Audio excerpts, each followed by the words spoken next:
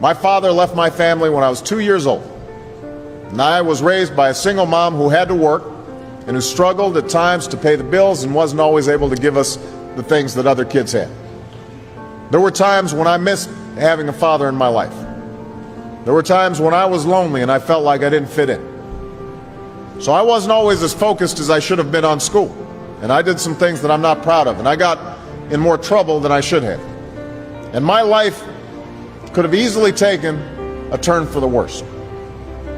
But I was lucky. I got a lot of second chances, and I had the opportunity to go to college and law school and follow my dreams. My wife, our First Lady, Michelle Obama, she has a similar story. Neither of her parents had gone to college, and they didn't have a lot of money.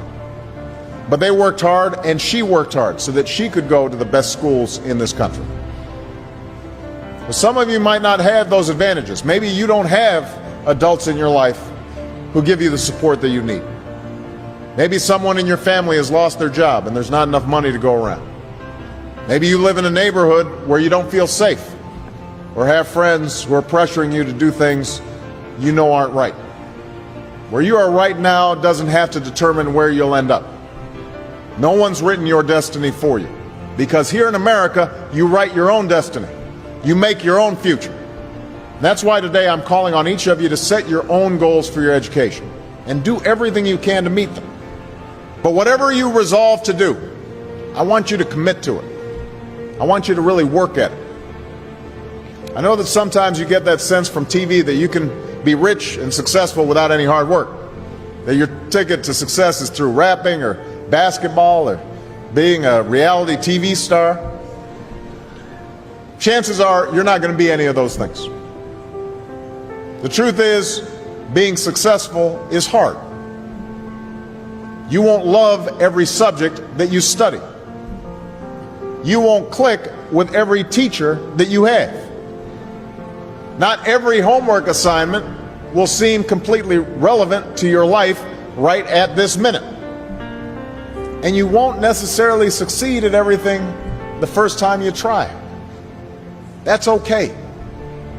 Some of the most successful people in the world are the ones who've had the most failures. J.K. Rowling, who wrote Harry Potter, her first Harry Potter book was rejected 12 times before it was finally published. Michael Jordan was cut from his high school basketball team. He lost hundreds of games and missed thousands of shots during his career, but he once said, "I have failed over and over and over again in my life, and that's why I succeed." These people succeeded because they understood that you can't let your failures define you. You have to let your failures teach you. You have to let them show you what to do differently the next time. So if you get into trouble, that doesn't mean you're a troublemaker. It means you need to try harder to act right. If you get a bad grade, that doesn't mean you're stupid. It just means you need to spend more time studying. No one's born being good at all things. You become good at things through hard work. You're not a varsity athlete the first time you play a new sport.